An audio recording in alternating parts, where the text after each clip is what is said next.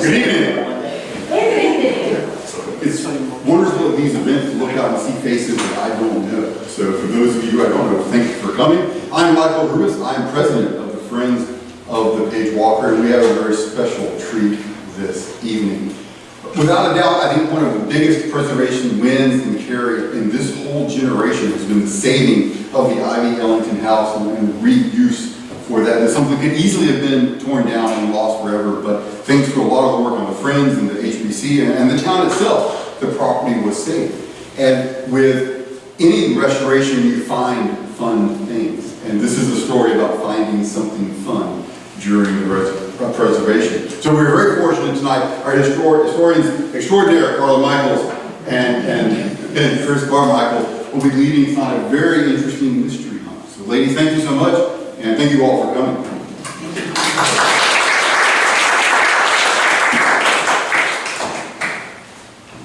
The Ivey-Ellington house is a rare example of Gothic Revival cottage architecture located in downtown Cary.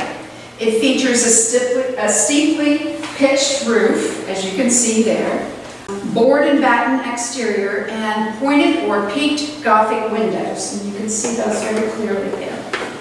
During the 1890s, the front yard was said to have served as a campsite for people driving cattle from Chatham County to Raleigh. Purchased by the Town of Cary in 2011, it served as the site for the Cary Downtown Farmers Market for a number of years. Some of you remember that, I'm sure. Maybe got some tomatoes there. In 2019, the town entered into a development agreement which required its relocation. Coinciding with this agreement, the Town of Cary's council adopted a resolution to ensure that every effort was made to preserve the structure. But we knew we had to move it.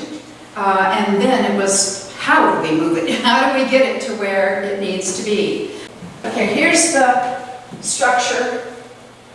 And then what we had to do was clear some land going that way, clear some land going that way to find our way all the way over to Academy Street. Then down Academy Street and over to the old library site where it sits today. Some of you might have even witnessed it coming right down the middle of Academy Street. It was quite a sight to see. In March 2024, after the house was moved and interior renovations were begun, a signature etched in the plaster was discovered under the stairs. Initially, we were unable to decipher the signature itself. So I reached out to Carla and to Barb. Where's Barb? Raise your hand, Barb. You're one of our partners in crime here. To see if we could figure out exactly what it was etched in the plaster.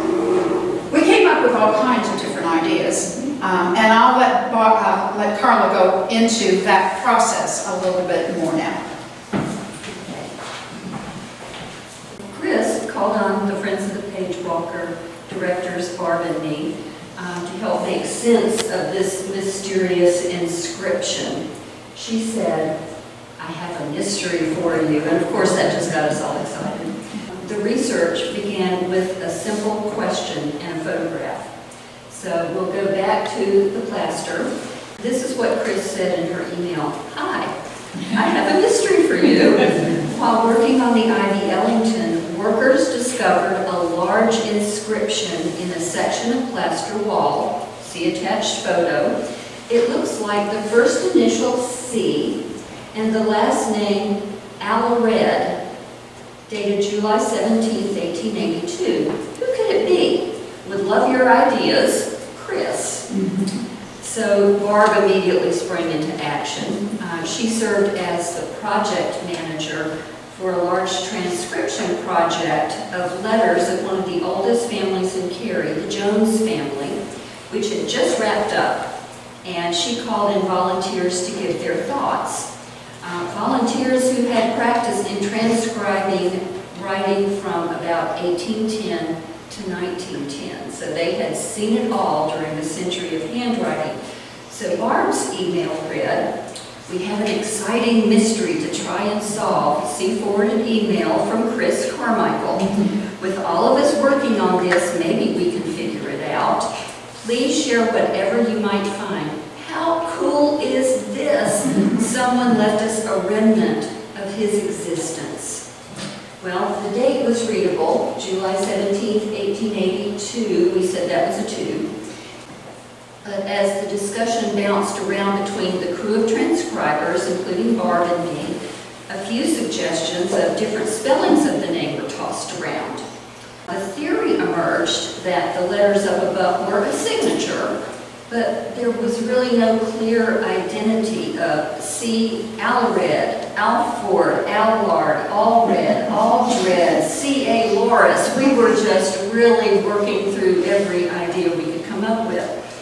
The name and other information to confirm the date didn't come up in ancestry searches with those names. So when no clear way forward emerged, we kind of shifted gears a little bit. For the meantime, I began to think, was this a craftsman working on the house? Did plasterers work as brick masons based on brick making in the region? You know, questions like that. We were just trying to figure out who this could have been. At the time the mystery popped up, Barb and I were knee-deep in research to identify all the owners and residents of this historic house. But none really seemed to relate to the signature and the mysterious inscription. And the date of the Plaster inscription of 1882 did not line up with the long-accepted date of construction, circa 1871. When Frank Page sold the property to a man named Alonzo Mile, M-I-A-L. Alonzo Mile was a prominent and wealthy landowner in eastern Wake County. He had a large plantation on that side of the county, and he was a Raleigh businessman. And he sold the property to the Poole family, James T. and Betty Poole, in March of 1882, and the deed was finally recorded at the Register of Deeds in April the next month. Now, there was no indication at all that Mr. Mile lived, worked, or constructed a house in Cary. We even went to the state archives and searched through the Alonzo T. Mile papers, of which there were many, for hints and clues, and there weren't any. We were just stumped at this point. So Barb was mulling over JT and Betty Poole. We knew that they were the owners of the property, and also we knew that they were the earliest confirmed residents by doing chain of title research on the parcel of land itself. One deed said, you know, JT and Betty Poole, who currently reside on the property, so that sort of took the guesswork out of that. They seem to have spent most of their lives in Johnson County. They only moved to the Cary area around 1882 from what we could tell. They appeared to have lived in the house until 1888 when they sold the property and returned to Johnson County. Now, the date in the plaster, again, was July the 17th, 1882. So was the house constructed earlier and then it said unfinished and only partially finished, and then the plaster work added later? We just had a whole lot of questions, and nothing seemed to really be on our radar to help answer the questions. We really hadn't cracked the code, so to speak, on this inscription. But sometimes eureka moments can come when your brain is well rested. Those eureka moments can come when you're really, really tired. And maybe you have like, oh, what the heck, let me just give this a chance kind of thing. Well, that's what happened to me. Late one evening, I was reading Barb's latest musings on my phone, of all places, once again, and this tiny phone image seen through my bleary eyes really late at night. I will not tell you how late it was that night. It had been a long day, but the name just popped out in a completely different way. It popped out as C.A. Creel. And my heart just skipped a beat because I knew from my research of local families in the area that a Creole family had lived around Cary at some point, and then I began to wonder, did they live here in the 1880s? So, the free research tip for the evening is that enlarging images can sometimes help you when you're trying to figure something out, but making them really, really small sometimes can help you figure it out too. So, that's just my tip for the evening. So, let's take a look at it again. Can you see C-A Creole now? The second E and the L sort of trail off. Remember, I don't know what he was used to write this thing, but he's writing in wet plaster, so we'll have to give him a break. But at least it was a recognizable name, Creole. You can see the first C looks like that second C, and we were interpreting that at first as an L-O, but it was really another C. So I had a lead. I began searching for C.A. Creole. Who were the Creoles? Where did I begin? Well, I started my search on Ancestry.com with some guesses. I guessed C.A. Creole, and if he's working and had that nice handwriting and was doing plaster work, I made him about 30 years old at the time, 1880-ish. So I put in 1850 plus or minus 10 years. And living in Cary in 1880. Well, I didn't get a match. So I tried an 1840 birth date and lived in Cary, in 1880, and I didn't get a match. So I thought, okay, I'll try 1860. And bingo. 1870 census, Orange County. The family of John Creole popped up. And you see Charles A. Creole, the son of John Creole, age 9 in 1870. But in 1870, the family was living in Orange County. So was this the right family? The father was a brick mason, so that was good to know, but it just wasn't in the right place. And note, Charles Creole's handwriting in the plaster was really neat. It was beautiful handwriting since it had been drawn in wet plaster, so he must have had good schooling because his letters were formed very carefully and very beautifully. So let's move on to the 1880 census. In 1880, this same family is now in the Cary Township. Okay, so we're really getting a little bit closer here. The move happened between the census records, so sometime between 1870 and 1880. They lived in Cary Township. You can hardly see that at the top. It says Cary Township. So Cary Township was one of the several townships in Wake County.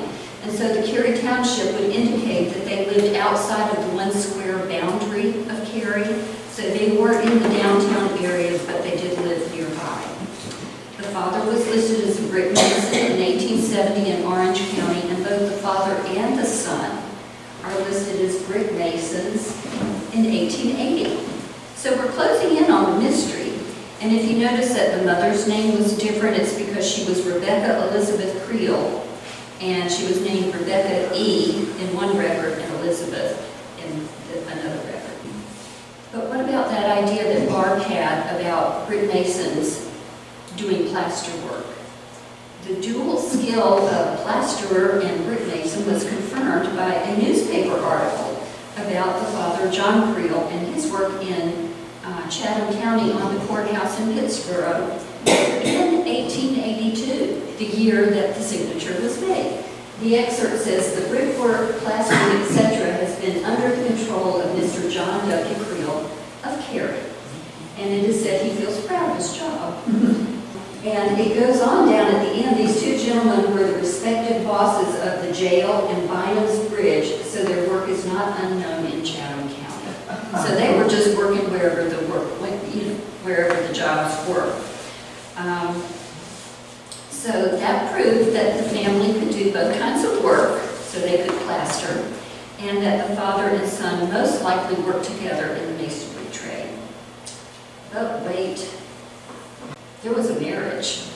So back to the story of our plasterer, Charles Creole.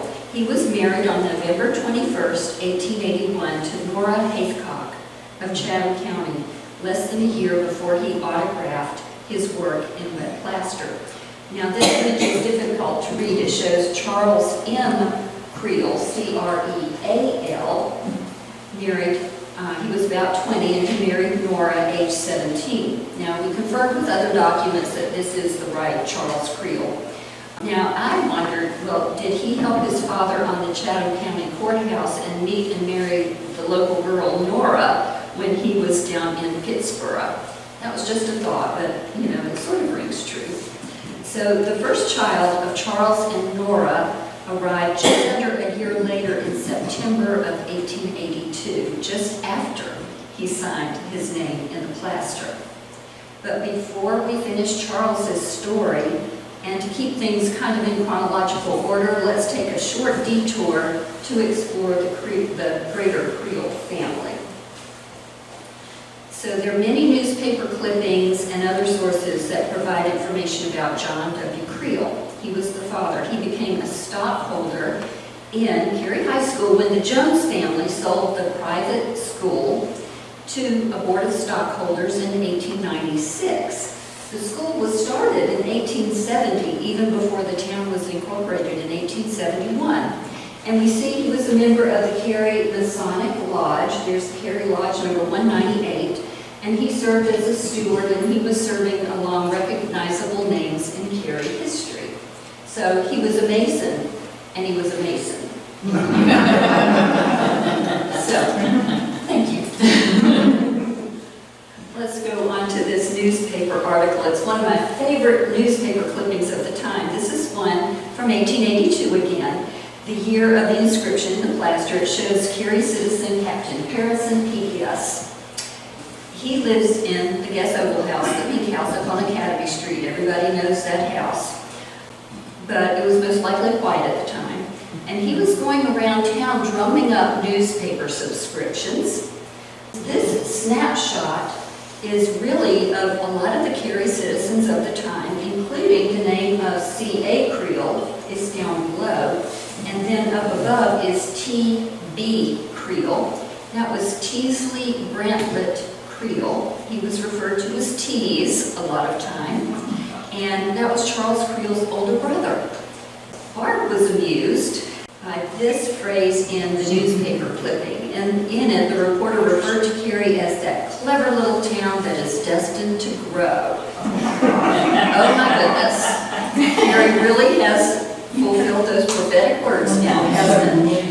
Well, I was intrigued by the follow-on phrase, and wears 7-league boots, and will wear 7-league boots one of these days. Well, 7-league boots goes back to European folklore, and the phrase means a pair of boots that enable the wearer to cross 7 leagues in one stride, meaning great progress at great speed. So I had to look that up, and I had to look up what a league was. A league is 3 miles, so 7 leagues would be 21 miles in one stride. If the townspeople of 1880 could see their little town's recent development spurt, they would agree that this prediction made over 150 years ago had come true. So, but back to Charles and Nora. The couple had their first little baby, a little girl, and they had another little baby on the way when tragedy struck on July 25th, 1884.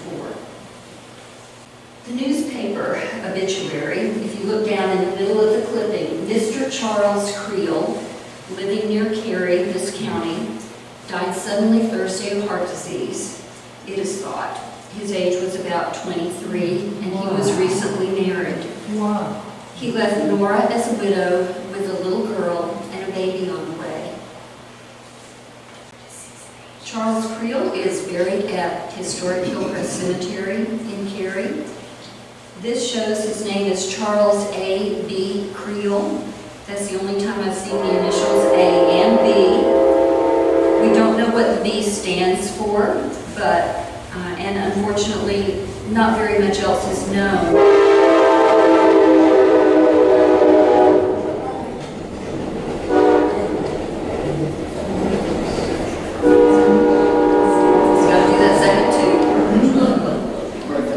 else is known from public records about Charles Creel.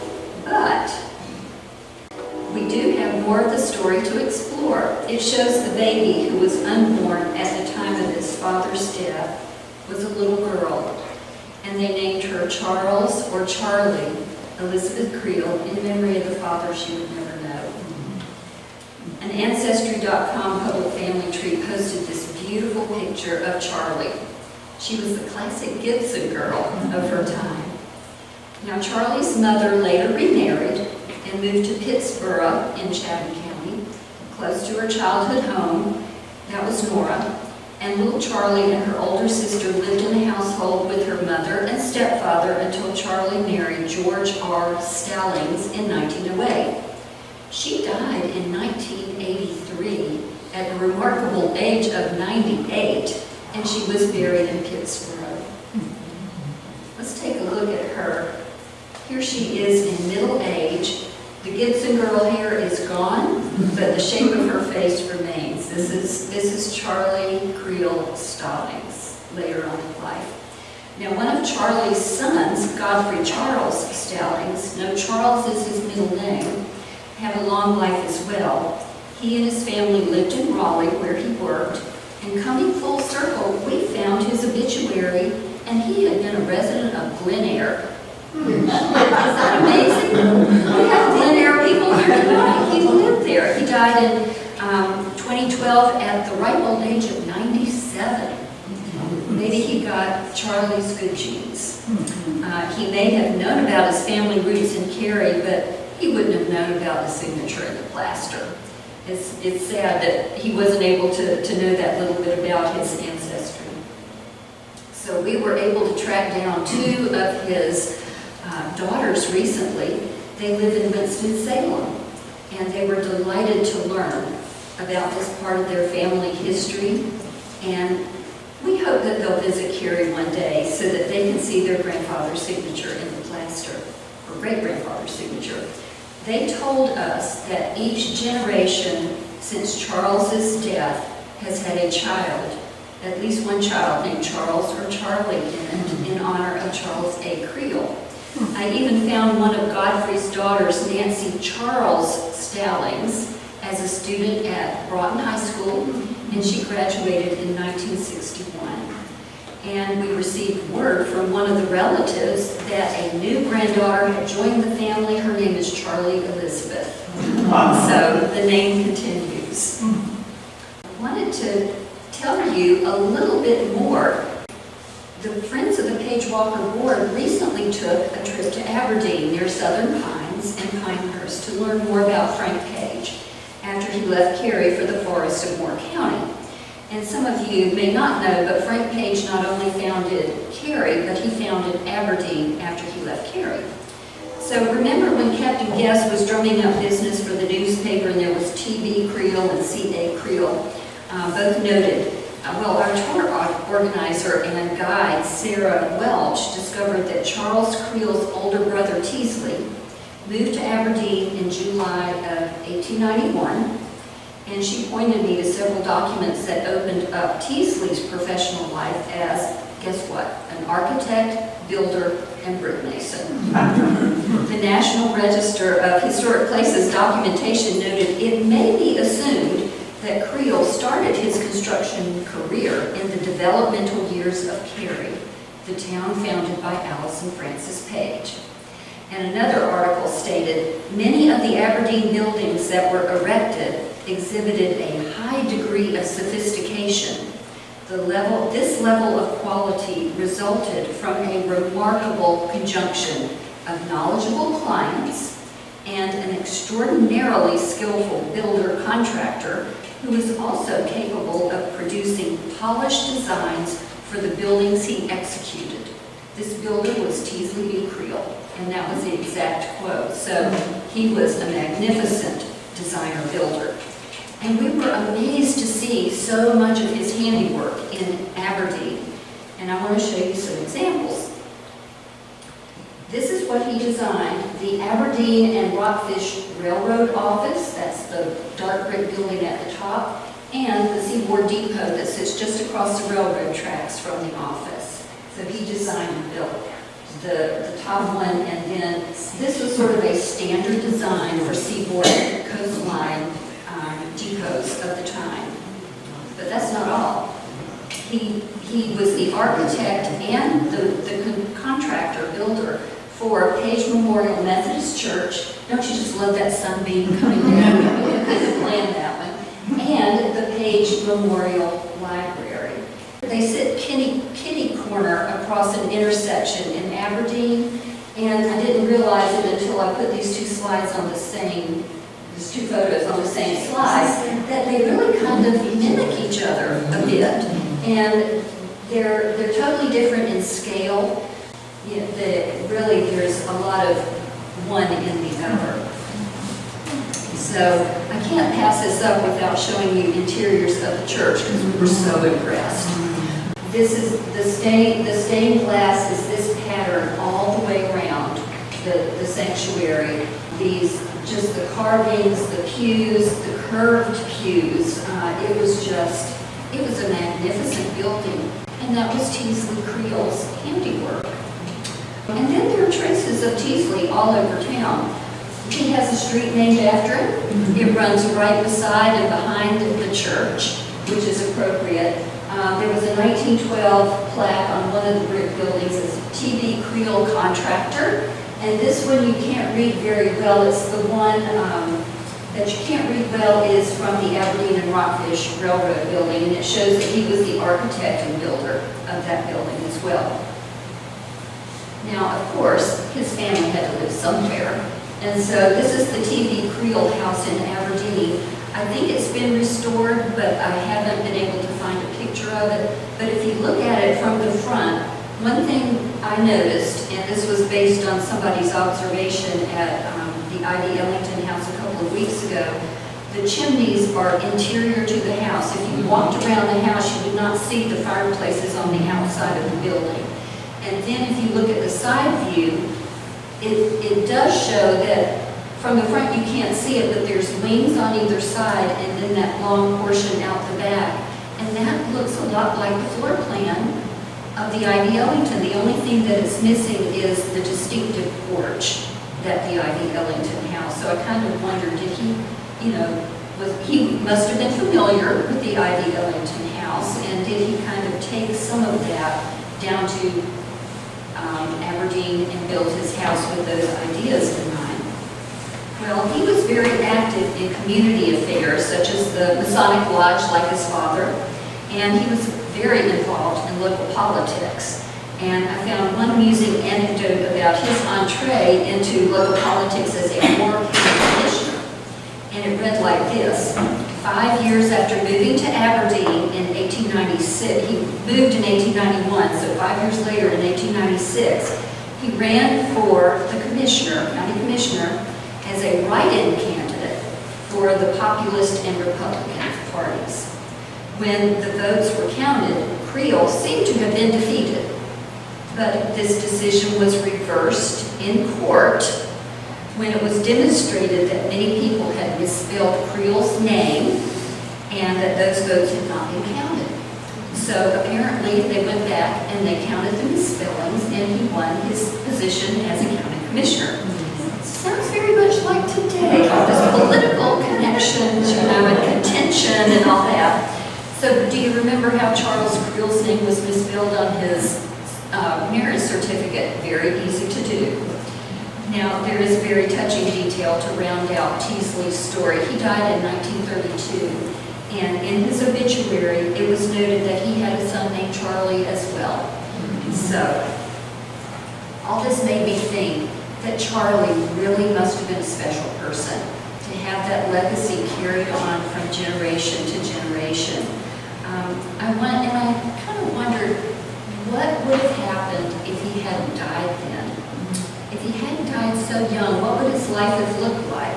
Would he have stayed in Cary? Or would he have followed his big brother down to Aberdeen? And would he have been as creative and gifted as his brother was? So many questions. It just kind of makes you think. And we're never going to know that. But in discovering this signature, of his. We know so much more about this formerly unknown family in Cary and their influence on our town and even beyond, all the way down to Aberdeen. So I'm going to turn it back over to Kris to tell you how the signature is being protected. So take it away, Kris. She's such a gifted storyteller. So, once discovered, plans were made to save the section of wall that it's on. You can see where the arrow points. It was originally due to be removed, and they said, we must save it. The inscription before any further construction was done in the area was carefully photographed. We wanted to document it, so if worst came to worst and that plaster gave way, we would still have the signature recorded for documentation. Then we reached out to the State Historic Preservation Office. Our friend Brett Sturm over there came over and looked at it and endorsed the process that we were anticipating in terms of safeguarding the wall during construction. So a section of plexi was put over it to stabilize it and again further protect it after a stabilizer was applied.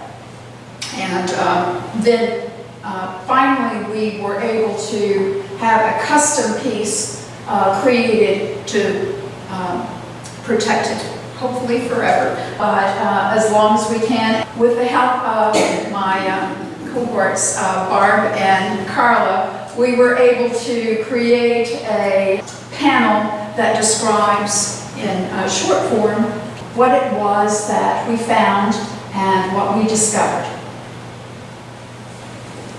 So, the mystery that was set in plaster has been resolved. We understand that, but there is some mystery surrounding the Ivey-Ellington house that still remains. We haven't definitively uncovered who contracted to have this beautiful house built or exactly when it was built, but this is what we do know.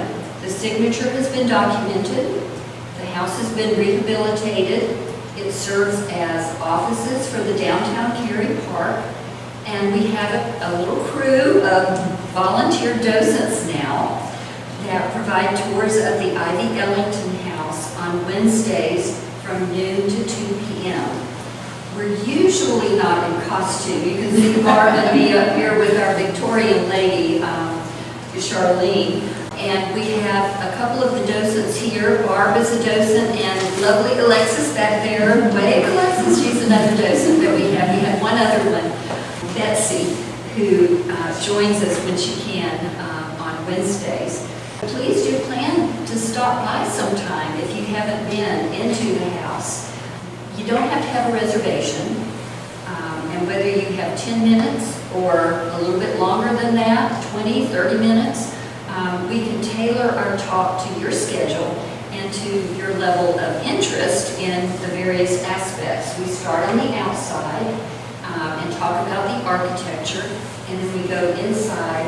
We talk about the owners and the people who lived in the house. We talk about the incredibly beautiful longleaf pine, heart pine flooring throughout, and then we talk briefly about the signature in the plaster, and then give a wrap-up around the back. So that's kind of our schedule of how we conduct those tours. So we just want you to be able to come in and enjoy it as much as we do every week when we're there to host people and tell them the story of the house. Now, if you would like to be on our newsletter list, this is how you can sign up. We also have a presence on Facebook, Friends of the Page-Walker. We have our videos and presentations can be found on YouTube, and we also do a bit with Instagram for the younger set in our town here. Us older people still cling to Facebook, what can I say? We appreciate your coming out tonight and giving us an opportunity to tell you about this mysterious signature that's a mystery no more. So are there any questions that people would like to ask at this point? When it was being renovated, all the white was scraped off and it was the natural wood. And I loved it. I was hoping it would stay that way. But what is that wood? What was it built on? And I'm guessing I think it was pine. It didn't look like long. I'm not sure, Lois. I think it probably is pine. Because Page and, they were lumbering, harvesting pine primarily. And so many people who saw it without paint thought the wood was so beautiful, and it really was. But it was surprising how little damage there was to the wood once they stripped the paint off. But there were sections that they had to repair, and they stuck out like a sore thumb, which meant that it was always going to look unsightly. And so, the paint hides the repairs. And, we don't know if it was originally painted or not. The earliest photograph that we have of that house is 1954, when Hurricane Hazel came through and blew the front porch off. So it was white at that time, but before that we don't know. And we did do a cutout on the back so that you could see the construction, all the various different elements on it. So if you go around to the back, to the parking lot area and look over, all of that is clearly defined so that you can sort of see the inside. Other questions? Yes, Nelson? Yeah, just since you guys have been touring with people, what sort of feedback are you getting from people? What sort of questions do you get? Barb, help me out here. Well, people are sometimes surprised that it isn't as fancy inside.